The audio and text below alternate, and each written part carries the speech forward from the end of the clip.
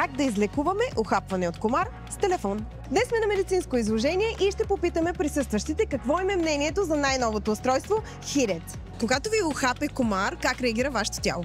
Получавам обрив, зачервяване и сърбеж. Подуваме се. Температура може да се вдигне.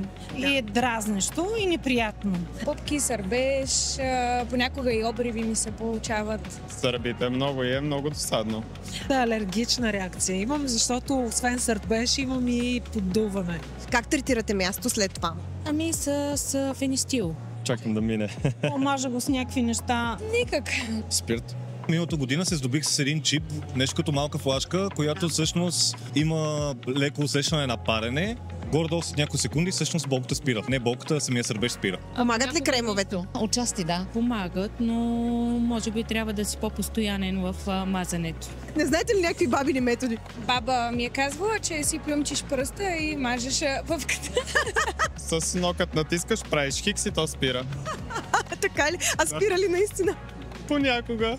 Честно казано, баба ми на времето мисля, че ме мажеше с нещо, което мирише ужасно, например йод. Не знам, нещо подобно, но нещо, което не бих повторил със сигурност. Веднъж съм чувала, че масло от лавандула или някакви неща помагат. А смятате ли, че е възможно да третирате мястото с топлина? Възможно е, предполагам, да. Бих пробвала. Има лойка в това нещо. За първи път чувам за топляне. Първо искам да ви питам, знаете ли какво е това? Флашка ми изглежда. Не. И за колко да виждам? Отворете го. Можете да го проверите. Да, разбира се. Иха. Прилича на флашка.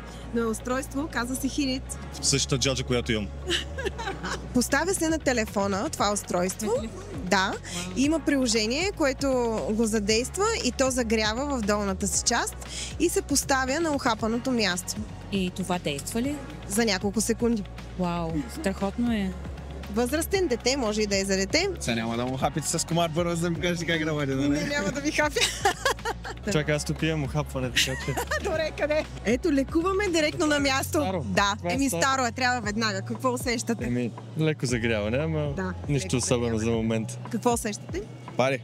Така третирате мястото всъщност и сърбежа минава до няколко секунди. Вау. На коя фирма е? Hit It Супер. Откъде може да се вземе това нещо? в Сол Фармаси. Как ви се струва? Много иновативно и съм очарован, че чак такова нещо се измисли. Страхотно, трябва да го пробвам на дъщеря ми.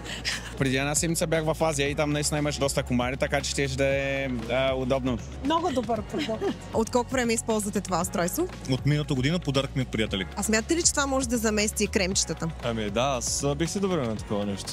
Ами, според мен вече технологиите са доста напреднали, би било да заместя мазилата. Ако работи, да.